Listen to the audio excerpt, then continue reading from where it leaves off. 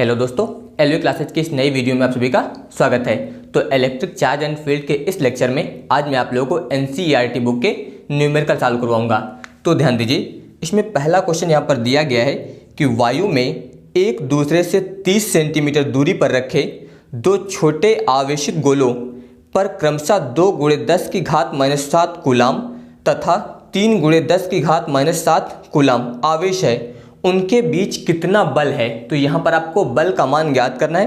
ध्यान दीजिए, सबसे पहले लिखा है एक दूसरे से 30 सेंटीमीटर दूरी पर रखे, दोनों के बीच की दूरी दी गई है। तो अब ध्यान दीजिए, सबसे पहले आपको दिया गया है तो आप लिख सकते हैं यहाँ पर डाटा गिवन। तो यहाँ पर दूरी दी गई है यानी कि r, और इसका मान आपको दिया गया है यहाँ पर 30 सेंटीमीटर। इसके बाद ध्यान दीजिए, दोनों आवेशित गोलों पर आवेश, ध्यान दीजिए पहले गोले पर आवेश लिखेंगे Q1, इसका मान आपको दिया गया है यहाँ पर 2 × 10⁻⁻7 कूलाम। इसके बाद ध्यान दीजिए Q2, दूसरे गोले पर यहाँ पर आपको आवेश दिया गया है 3 × 10⁻⁻7 कूलाम, और ये पूछा गया है कि उनके बीच कितना बल है, यानी कि F का मान आपको यहाँ पर ज्ञात करना है। तो ध्यान दीजिए, यहाँ पर दूरी जो आपको दी गई है वो सेंटीमीटर में दी गई है। पहले तो आपको दूरी यहाँ पर मीटर में बदलना है। तो अब ध्यान दीजिए, दूरी को मीटर में बदलने के लिए 30 × 10⁻², याद रखिएगा सेंटीमीटर को मीटर में बदलने के लिए 10⁻² से गुणा किया जाता है। तो यहाँ पर 10⁻² से गुणा करेंगे तो ये बदल जाएगा मीटर में। अब इसके बाद यहाँ पर हम लोग कूलाम के नियम का प्रयोग करेंगे, यानी कि F बराबर 1/4 पाई एप्सिलॉन नॉट। इसके बाद होता है Q1 Q2 बटे r²। ये आपको सूत्र बताया गया जिसमें आपको इसका मान बताया गया, यानी कि इतने की जगह पे आप लिख सकते हैं 9 × 10⁹, ये इसका मान हो जाएगा। इसके बाद गुणे Q1, इसका मान दिया गया है 2 × 10⁻⁻7, फिर गुणे Q2, इसका भी मान आपको दिया गया है 3 × 10⁻⁻7 बटे, ध्यान दीजिए r² है। तो अब ध्यान दीजिए, यहाँ पर आप लिख सकते हैं इसे 30 × 10⁻² का होल स्क्वायर, इस प्रकार लिखेंगे। तो अब ध्यान दीजिए, यहाँ पर ये हो जाएगा 9 गुणे, अगर इसका गुणा कर देंगे तो 2 × 6, फिर गुणे 10⁻, अब ध्यान दीजिए यहाँ पर 7 और 7 दोनों माइनस में है तो जुड़ के हो जाएगा -14, और -14 से ये वाला प्लस का 9 निकाल देंगे तो यहाँ पर बचेगा -5, इतना आएगा। इसके बाद बटे, यहाँ पर ध्यान दीजिए स्क्वायर लगा है तो इस 30 को आप लिख सकते हैं 30 × 30, क्योंकि स्क्वायर लगा है इसलिए 2 बार लिख सकते हैं। गुणे 10⁻² दिया गया, इसका गुणा करेंगे तो ये आ जाएगा 10⁻⁴। इस प्रकार से ये इतना हुआ। अब इसके बाद ध्यान दीजिए, अगर आप कैंसिल करते हैं तो 6 × 6, 6 × 5 = 30, ये इतना आएगा। यानी कि अब ध्यान दीजिए, यहाँ पर आप लिख सकते हैं F बराबर, यहाँ पर ऊपर आएगा 9 × 9 बटे में ध्यान दीजिए यहाँ पर आया है 5 × 30, इतना हो गया, गुणे 10⁻, ध्यान दीजिए यहाँ पर -4 है, जब ये ऊपर जाएगा तो प्लस में जाएगा, तो जब -5 से +4 घटेगा तो यहाँ पर बचेगा 10⁻⁻1, इस प्रकार से इतना हुआ। इसके बाद ध्यान दीजिए, अगर इससे आप कैंसिल करते हैं तो 3 × 3 = 9, 3 × 30, इतना हो गया। अब इसके बाद ध्यान दीजिए F बराबर, यहाँ पर आएगा 3 बटे में आया 5, गुणे यहाँ पर ध्यान दीजिए 10 बचा, 10 का मतलब आप बता सकते हैं 10⁻1, और 10 की पावर जब 1 ऊपर जाएगा तो ये माइनस में हो जाएगा। तो यहाँ पर -1 दिया गया था, ये भी ऊपर जाएगा तो माइनस हो जाएगा, तो 10⁻ बन जाएगा -2, क्योंकि ये वाला 1 ऊपर जाएगा तो -1 हो जाएगा, तो 10⁻⁻1 और 10⁻⁻1 मिलके बन जाएगा 10⁻2, इतना आएगा। F बराबर, अब 5 से हम लोग 3 को भाग करेंगे, तो ध्यान दीजिए जब 5 से 3 को भाग करेंगे तो पहले 0 लिखेंगे, दशमलव लगाएंगे तो यहाँ पर अब हो जाएगा 30, यानी कि 5 × 6 = 30, इतना आएगा, गुणे 10⁻⁻2 न्यूटन। तो चाहे तो आप इतना छोड़ सकते हैं, या फिर अगर इसे आप शुद्ध करना चाहें यानी कि मानक रूप में लिखना चाहें तो 0.1 अंक के बाद होना चाहिए, यानी कि इससे आप लिख सकते हैं F बराबर 6.0 गुणे 10 की घात, ध्यान दीजिए ये दशमलव जो है एक अंक दाईं तरफ गया यानी कि इस तरफ, और जब दशमलव दाईं तरफ जाता है तो घात माइनस में बढ़ती है, तो ये दशमलव एक अंक आगे गया तो 10 की घात यहाँ पर हो जाएगी -3 न्यूटन। तो ये यहाँ पर जो है इसका आंसर हो जाएगा। अब याद रखिएगा आप लोग, अगर दशमलव आप इस तरफ ले जा रहे हैं संख्या में तो वहाँ पर जो 10 की घात बढ़ेगी वो सदैव माइनस में बढ़ेगी, और अगर आप दशमलव दाईं तरफ से बाईं ओर ला रहे हैं तो वहाँ पर जो घात बढ़ेगी वो सदैव प्लस में बढ़ेगी। इतना आप लोग याद रखेंगे। इसके बाद ध्यान दीजिए क्वेश्चन नंबर 2, इसमें दिया गया है कि 0.4 माइक्रो कूलाम आवेश के किसी छोटे गोले पर किसी अन्य छोटे आवेशित गोले के कारण वायु में 0.2 न्यूटन बल लगता है। यदि दूसरे गोले पर 0.8 माइक्रो कूलाम आवेश हो तो ध्यान दीजिए पहला दिया गया दोनों गोलों के बीच कितनी दूरी है ये ज्ञात करना है, और दूसरे गोले पर पहले गोले के कारण कितना बल लगता है। तो अब ध्यान दीजिए यहाँ पर पहले आवेश दिए गए हैं तो आप लिख सकते हैं, यहाँ पर दिया है, ध्यान दीजिए आवेश पहले गोले का दिया गया है आपको Q1, इसका मान दिया गया 0.4 माइक्रो कूलाम, इतना होगा। इसके अलावा ध्यान दीजिए दूसरे गोले पर आवेश आपको दिया गया है 0.8 माइक्रो कूलाम, और यहाँ पर ध्यान दीजिए जो बल लग रहा है यानी कि F, इसका मान आपको दिया गया है 0.2 न्यूटन। और ध्यान दीजिए यहाँ पर जो पहला आपको ज्ञात करना है इसमें लिखा है दोनों गोलों के बीच कितनी दूरी है, R का मान आपको यहाँ पर ज्ञात करना है। इसके अलावा सेकंड नंबर ध्यान दीजिए यहाँ पर लिखा है दूसरे गोले पर पहले गोले के कारण कितना बल लगता है, दूसरे गोले पर, इसको हम लोग मान लेते हैं F', तो दूसरे गोले पर जो है पहले गोले के कारण कितना बल लगता है इसे भी आपको ज्ञात करना है। तो अब ध्यान दीजिए सबसे पहले यहाँ पर आवेश ध्यान दीजिए आपको माइक्रो कूलाम में दिया गया है, तो सबसे पहले यहाँ पर हम लोग आवेश को कूलाम में बदलेंगे। तो कूलाम में बदलने के लिए 0.4 माइक्रो को बदलने के लिए गुणा किया जाता है 10 की घात -6 से, तो जब 10 की घात -6 से गुणा कर देंगे तो ये बदल जाएगा कूलाम में। इसी प्रकार यहाँ पर भी जब गुणा करेंगे तो 0.8 गुणे ध्यान दीजिए 10 की घात -6, इससे गुणा करने पर यह बदल जाएगा कूलाम में, इतना हुआ। तो अब ध्यान दीजिए पहला यहाँ पर जब हल करेंगे तो यहाँ पर हम लोग कूलाम का नियम प्रयोग करेंगे, यानी कि F बराबर 1/4 पाई एप्सिलॉन नॉट, इतना होगा। इसके अलावा Q1 Q2 बट्टे R²। तो अब ध्यान दीजिए यहाँ पर आपको R का मान ज्ञात करना है, तो हम लोग R इधर ले आएंगे और F बट्टे में ले आएंगे, यानी कि इसे आप ऐसा लिख सकते हैं R² बराबर ध्यान दीजिए R² यहाँ पर गुणे में आ गया और F बट्टे में आ जाएगा, यानी कि ये हो जाएगा 1/4 pi epsilon not Q1 Q2 और बट्टे में आ जाएगा F।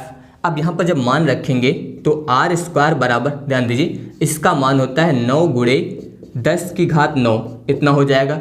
Q1 इसका मान होगा 0.4 गुणे 10 की घात -6, फिर गुणे Q2 इसका मान हो जाएगा 0.8 गुणे 10 की घात -6 और बट्टे में यहाँ पर F का मान ध्यान दीजिए 0.2।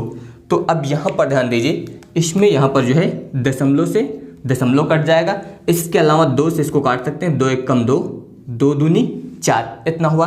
तो अब ध्यान दीजिए R² बराबर यहाँ पर ये आया 9 दूनी 18, यानी कि यहाँ पर ये हो जाएगा 18 गुणे यहाँ पर ध्यान दीजिए 0.8 दिया गया है, 0.8 गुणे अब ध्यान दीजिए 10 की घात -6 और 10 की घात -6 मिलके हो जाएगा 10 की घात -12, और 12 से जब हम लोग प्लस का 9 घटा देंगे तो यहाँ पर आ जाएगा 10 की घात -3, ये इतना होगा। इसके बाद इसे लिख सकते हैं आप R² बराबर 18 गुणे यहाँ पर ध्यान दीजिए 0.8 दिया गया है, अगर ये दशमलव हम लोग दाईं तरफ ले जाएं यानी कि ये दशमलव इस तरफ ले जाना है एक अंक, इसको इस प्रकार लिख दीजिए 8.0, और जब दाईं तरफ जाएगा तो यहाँ पर घात जो है माइनस में बढ़ जाएगा, यानी कि -3 था, अब यहाँ पर कितना हो जाएगा -4, इस प्रकार से ये इतना होगा। अब इसके बाद ध्यान दीजिए यहाँ पर लिखा जाएगा R² बराबर 18 का गुणा इसमें करेंगे तो 18 अट्ठे हो जाएगा 144 गुणे 10 की घात -4, इस प्रकार से इतना हुआ। ध्यान दीजिए जब R ज्ञात करेंगे इधर स्क्वायर हटेगा तो इधर अंडर रूट लग जाएगा, यानी कि 144 गुणे 10 की घात -4, इतना हुआ।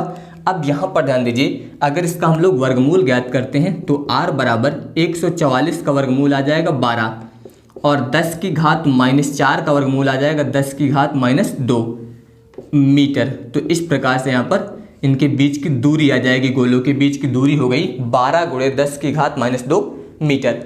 और अगर आप चाहें तो यहाँ पर जो ये आंसर मीटर में लिखा गया है इसे सेंटीमीटर में भी लिख सकते हैं, यानी कि इसे ऐसा लिख सकते हैं r बराबर 12 × 10 की घात -2 इतना दिया गया है, और मीटर को सेंटीमीटर में बदलने के लिए 10 की घात 2 से गुणा करते हैं, तो ये बदल जाएगा सेंटीमीटर में, यानी कि r बराबर, ध्यान दीजिए यहाँ से आ जाएगा फिर 12 सेंटीमीटर, 10 की घात -2, 10 की घात +2, ये मिलकर यहाँ पर 10 की घात 0 हो जाएगा, और 10 की घात 0 का मान 1 होता है, यानी कि यहाँ पर जो दूरी आ जाएगी दोनों गोलों के बीच की दूरी वो हो जाएगी 12 सेंटीमीटर। आप चाहे तो इतना भी छोड़ सकते हैं। और इसके अलावा इसका बी नंबर, जिसमें आपसे ये पूछा गया था कि दूसरे गोले पर जो है पहले गोले के कारण कितना बल लगेगा, तो ध्यान दीजिए यहाँ पर दोनों गोलों के कारण जो बल लग रहा था वो लग रहा था 0.2 न्यूटन का बल लग रहा था। तो ध्यान दीजिए यहाँ पर जो आवेश दिए गए हैं Q1 और Q2 दोनों पर, ध्यान दीजिए आवेश को जो मान दिए गए हैं उनकी प्रकृति समान है। प्रकृति समान होने का मतलब दोनों पर जो आवेश की प्रकृति है वो धनात्मक है, और आपको बताया गया कि जब समान प्रकृति के आवेश होते हैं तो उनमें सदैव प्रतिकर्षण बल कार्य करता है, और जब विपरीत प्रकृति के आवेश होते हैं यानी कि एक प्लस और माइनस तो उनमें सदैव आकर्षण बल कार्य करता है। तो यहाँ पर जो आवेश है उसकी प्रकृति समान है, यानी कि आप बता सकते हैं यहाँ पर कि दोनों गोलों, इसमें लिखेंगे आप दोनों गोलों पर आवेश की प्रकृति, आवेश की प्रकृति समान है, अतः दूसरे गोले पर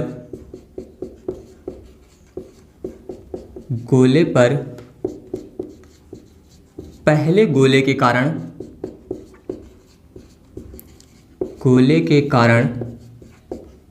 ध्यान दीजिए कितना बल लग रहा था 0.2, गोले के कारण 0.2 न्यूटन का प्रतिकर्षण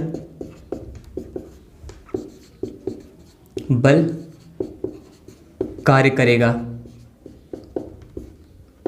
या फिर आप बता सकते हैं कि दूसरे गोले पर पहले गोले के कारण 0.2 न्यूटन का प्रतिकर्षण बल लगेगा। तो ये यहाँ पर जो है इसका सेकेंड आंसर हो जाएगा। इसके बाद ध्यान दीजिए क्वेश्चन नंबर 3, इसमें ध्यान दीजिए यहाँ पर लिखा है जांच द्वारा सुनिश्चित कीजिए कि, ध्यान दीजिए यहाँ पर आपको दिया गया है KE² और इसके बाद बटे में दिया गया है कैपिटल GME/MP, इतना लिखा है, विमाहीन है, यानी कि ये जो अनुपात है ये विमाहीन है।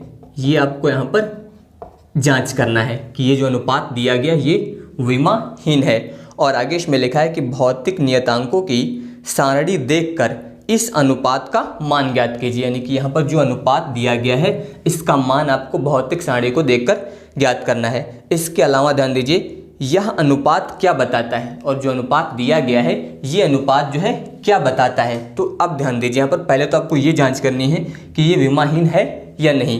तो अब इसके लिए ध्यान दीजिए यहाँ पर हम लोग न्यूटन का गुरुत्वाकर्षण नियम प्रयोग करेंगे। तो यहाँ पर आप लिखेंगे इसमें न्यूटन के गुरुत्वाकर्षण नियम से।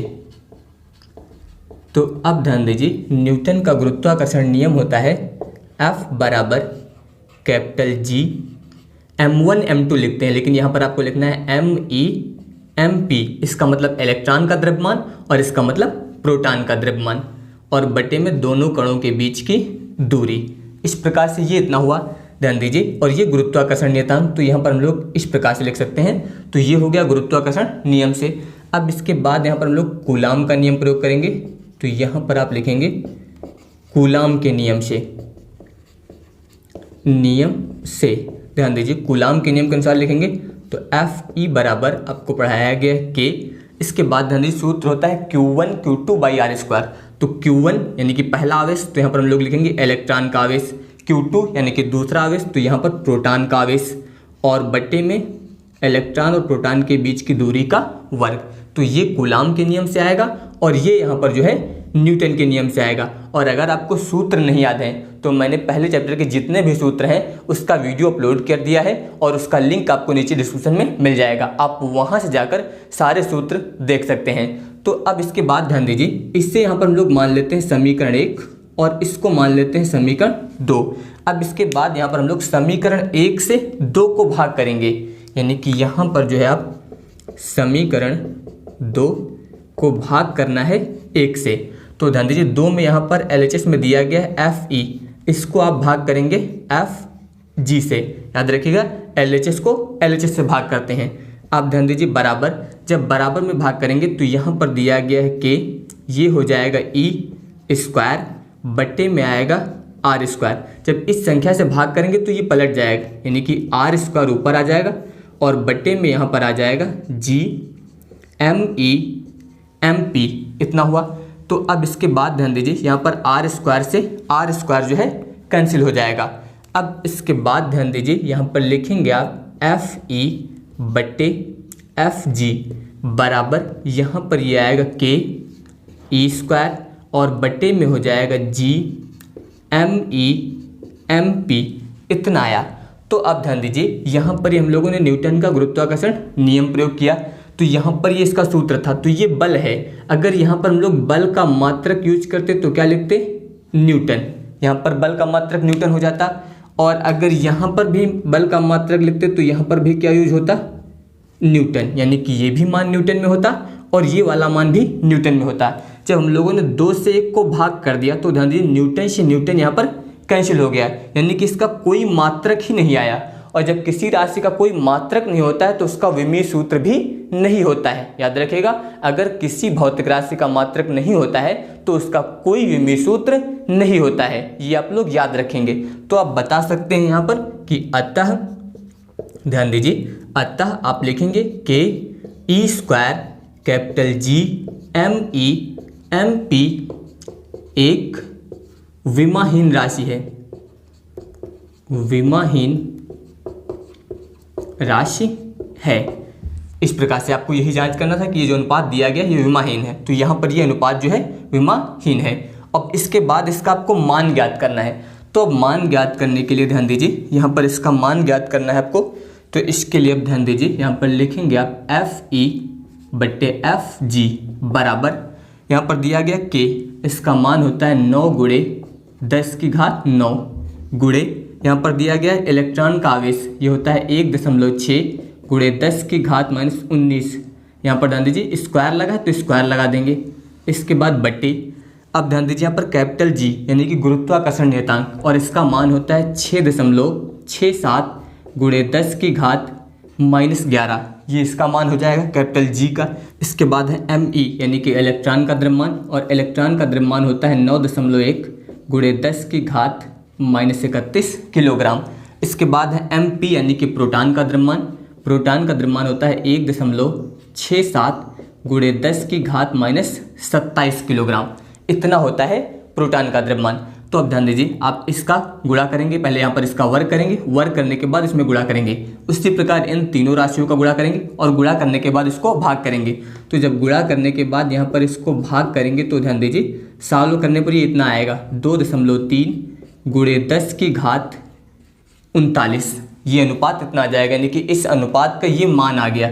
इस प्रकार से आप इसे ज्ञात कर सकते हैं। अब ध्यान दीजिए अगर यहाँ से हम लोग इसको इस प्रकार लिखें FE बराबर, तो ये इधर गुणे में आ जाएगा, यानी कि 2.3 × 10⁻39 और गुणे में आ जाएगा FG। तो अब ध्यान दीजिए यहाँ पर इसके अनुसार ये आपका वैद्युत बल है और ये आपका गुरुत्वाकर्षण बल है। तो ध्यान दीजिए वैद्युत बल जो है वो गुरुत्वाकर्षण बल का 2.3 × 10⁻39 गुना है, यानी कि ये वाला बल जो है इस बल से ज़्यादा प्रबल है, क्योंकि वैद्युत बल जो है इस बल की तुलना में जो है 2.3 × 10⁻39 गुना बड़ा है। तो अब आप बता सकते हैं यहाँ पर कि जो अनुपात आपको दिया गया था, आप बता सकते हैं कि यह अनुपात, ध्यान दीजिए, यह अनुपात यह बताता है कि वैद्युत बल गुरुत्वाकर्षण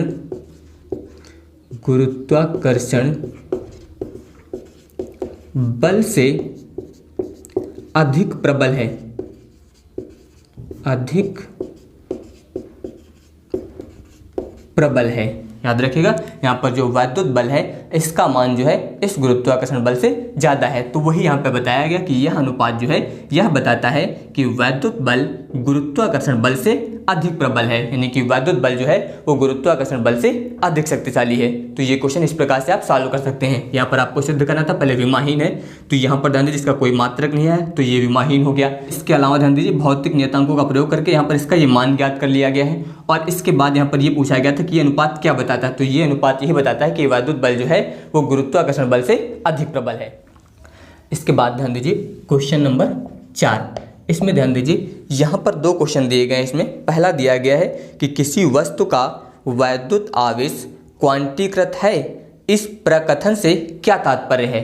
यानी कि आवेश जो है वो क्वांटीकृत है, इस प्रकथन से क्या तात्पर्य है। तो इसके लिए ध्यान दीजिए, मान लीजिए 2 वस्तुएं हैं आपके पास, ध्यान दीजिए, और आपको बताया गया कि जब भी 2 वस्तुओं को आपस में रगड़ा जाता है, मान लीजिए ये वस्तु A है और ये वस्तु B है, तो जब 2 वस्तुओं को आपस में रगड़ा जाता है तो एक वस्तु से दूसरी वस्तु में इलेक्ट्रॉन जो है स्थानांतरित हो जाते हैं। याद रखिए, जब 2 वस्तुओं को आपस में रगड़ा जाता है तो एक वस्तु के इलेक्ट्रॉन दूसरी वस्तु में जो है स्थानांतरित होते हैं। तो यहाँ पर जो इलेक्ट्रॉनों का स्थानांतरण है वो सदैव जो है पूर्णांक संख्या के रूप में ही होता है। यानी कि जो इसमें ये बताया गया कि आवेश क्वांटीकृत है, इसका मतलब ये है कि जो यहाँ पर इलेक्ट्रॉनों का स्थानांतरण होता है एक वस्तु से दूसरी वस्तु में, वहाँ पर इलेक्ट्रॉनों का स्थानांतरण जो है वो सदैव पूर्णांक संख्याओं के रूप में ही होगा। पूर्णांक संख्याओं का मतलब आप बता सकते हैं 1, 2, 3, 4, 5 इस तरह, यानी कि या तो 1 इलेक्ट्रॉन जाएगा या फिर 2 इलेक्ट्रॉन जाएंगे या फिर 3 इलेक्ट्रॉन जाएंगे। इस तरह कभी भी वहाँ पर मान जो आएगा वो पॉइंट में नहीं होगा कि 2.5 इलेक्ट्रॉन, इस तरह कभी भी इलेक्ट्रॉन ट्रांसफर नहीं होते। यानी कि जो इलेक्ट्रॉनों का स्थानांतरण होता है वो सदैव पूर्णांक संख्याओं के रूप में होता है। तो वही यहाँ पर इसमें दिया गया था कि किसी वस्तु का वैद्युत आवेश क्वांटीकृत है, इस प्रकथन से क्या तात्पर्य है। तो आप इसमें बता सकते हैं कि इस प्रकथन से यह तात्पर्य है कि एक वस्तु से दूसरी वस्तु में इलेक्ट्रॉनों का स्थानांतरण केवल पूर्णांक संख्याओं में ही होता है। ये आप लोग याद रखिएगा। इसके बाद ध्यान दीजिए इसी का क्वेश्चन नंबर B। तो यहाँ पर ध्यान दीजिए, इसमें लिखा है स्थूल अथवा बड़े पैमाने पर वैद्युत आवेशों से व्यवहार करते समय हम वैद्युत आवेश के क्वांटमीकरण की उपेक्षा कैसे कर सकते हैं। तो ध्यान दीजिए यहाँ पर लिखा है पहले ही स्थूल अथवा बड़े पैमाने पर। तो यहाँ पर जो आवेशित वस्तु होती है बड़े पैमाने पर, उस वस्तु का आवेश जो होता है वो बहुत ज़्यादा होता है, फिर आप बता सकते हैं बहुत अधिक होता है। याद रखिएगा, जो आवेशित वस्तु होती है उसका आवेश जो है बहुत ज़्यादा होता है, लेकिन जो इलेक्ट्रॉन का आवेश होता है, इलेक्ट्रॉन का आवेश जो होता है वो बहुत ही कम होता है। याद रखिएगा, आवेशित वस्तु का आवेश बहुत ज़्यादा होता है और इलेक्ट्रॉन का आवेश जो है बहुत ही कम होता है। तो अगर उस वस्तु को हम लोग इलेक्ट्रॉन देते हैं या फिर वहाँ से इलेक्ट्रॉन हटाते हैं, ध्यान दीजिएगा, जब उस वस्तु से इलेक्ट्रॉन दिए जाते हैं या फिर उससे बाहर निकाले जाते हैं, तो जब इस प्रकार की क्रिया होती है तो वहाँ पर जो आवेश उसको दिया गया है या फिर जो आवेश हटाया गया है वहाँ पर, वो जो है आवेश कुल आवेश की तुलना में इतना कम होता है कि वहाँ पर जो है उस आवेशित वस्तु के आवेश में केवल परिवर्तन होता हुआ प्रतीत होता है, बल्कि होता नहीं है, केवल परिवर्तन होता हुआ प्रतीत होता है। इसका मतलब आप यहाँ पर बता सकते हैं कि आवेश के क्वांटमीकरण की उपेक्षा जो है की जा सकती है। ये आप लोग याद रखिएगा कि जो आवेशित वस्तु होती है उसका आवेश बहुत ज़्यादा होता है और जो इलेक्ट्रॉन होता है उसका आवेश बहुत कम होता है। तो जब उस आवेशित वस्तु को इलेक्ट्रॉन दिए जाते हैं या फिर हटाए जाते हैं तो वहाँ पर जो आवेश की मात्रा जा रही है उसमें या फिर उससे आवेश की मात्रा बाहर निकल रही है, वो कुल आवेश की तुलना में जो है इतना कम होती है कि वहाँ पर कुल आवेश में जो है केवल परिवर्तन होता हुआ प्रतीत होता है, बाकी होता नहीं है। तो आप बता सकते हैं इसमें यहाँ पर कि आवेश का जो क्वांटमीकरण है इसकी उपेक्षा प्रतीत होती है। ये आप लोग याद रखिएगा। इसके बाद ध्यान दीजिए क्वेश्चन नंबर 5। अब यहाँ पर ध्यान दीजिए, इसमें लिखा है जब कांच की छड़ को रेशम के टुकड़े से रगड़ते हैं तो दोनों पर आवेश आ जाता है। इस प्रकार की परिघटना का वस्तुओं के अन्य युग्मों में भी परीक्षण किया जाता है। स्पष्ट कीजिए कि यह परीक्षण आवेश संरक्षण नियम से किस प्रकार सामंजस्य रखता है। तो आवेश संरक्षण नियम के बारे में आपको बताया गया कि आवेश को जो है ना तो उत्पन्न किया जा सकता है और ना ही नष्ट किया जा सकता है। लेकिन यहाँ पर आपको बताया गया कि जब कांच की छड़ को रेशम के टुकड़े पर रगड़ते हैं तो वहाँ पर जो है दोनों पर आवेश आ जाता है। तो अब ध्यान दीजिए, यहाँ पर आप लिखेंगे रगड़ने के पूर्व, यानी कि रगड़ने से पहले कांच की छड़ यहाँ पर तथा रेशम का टुकड़ा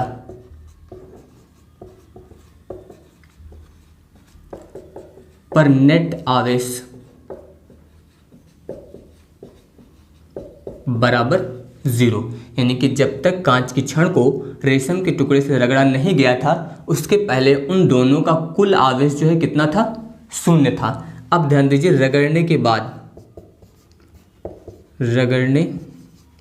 के पश्चात, तो अब ध्यान दीजिए यहाँ पर रगड़ने के पश्चात जो कांच की छड़ है, कांच की छड़ जो होती है इस पर धन आवेश आ जाता है, यानी कि ये धन आवेशित हो जाती है।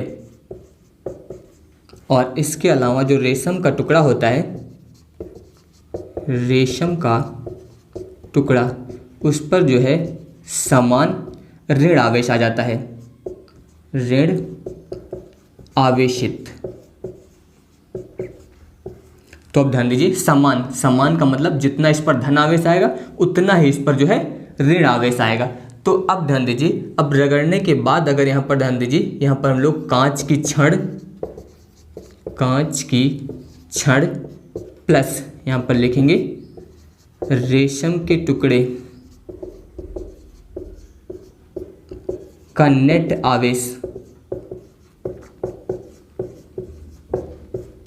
बराबर, ध्यान दीजिए इस पर धन आवेश है और इस पर उसी परिमाण का ऋण आवेश है। और आपको पता होगा जब दो संख्याएं बराबर होती हैं और उनके चिन्ह विपरीत होते हैं, यानी कि जैसे कि मान लीजिए यहाँ पर प्लस क्यू है और यहाँ पर माइनस क्यू है, तो दोनों पर ये समाप्त हो जाएगा, प्लस माइनस एक दूसरे को नष्ट कर देंगे, यानी कि नेट आवेश यहाँ पर क्या होगा, 0 होगा। तो अब ध्यान दीजिए, रगड़ने से पहले यहाँ पर कांच की छड़ और रेशम के टुकड़े पर नेट आवेश 0 था, रगड़ने के बाद भी कांच की छड़ और रेशम के टुकड़े पर आवेश जो है वो 0 है। यानी कि यहाँ पर जो प्रेक्षण किया गया है ये आवेश संरक्षण नियम का पालन करता है। तो आप बता सकते हैं यहाँ पर कि अतः यह प्रेक्षण आवेश संरक्षण नियम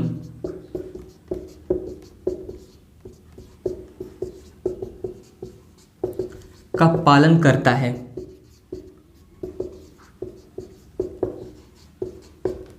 तो इस प्रकार से आप इसे यहाँ पर सॉल्व करेंगे। बस यहाँ पर आपको आवेश संरक्षण का नियम पता होना चाहिए, यानी कि आवेश को ना तो उत्पन्न किया जा सकता है और ना ही नष्ट किया जा सकता है। तो उसी के अनुसार ध्यान दीजिए, रगड़ने के पहले आवेश 0 था और रगड़ने के बाद भी नेट आवेश 0 था, इसलिए यहाँ पर ये प्रेक्षण जो है आवेश संरक्षण का नियम का पालन करता है।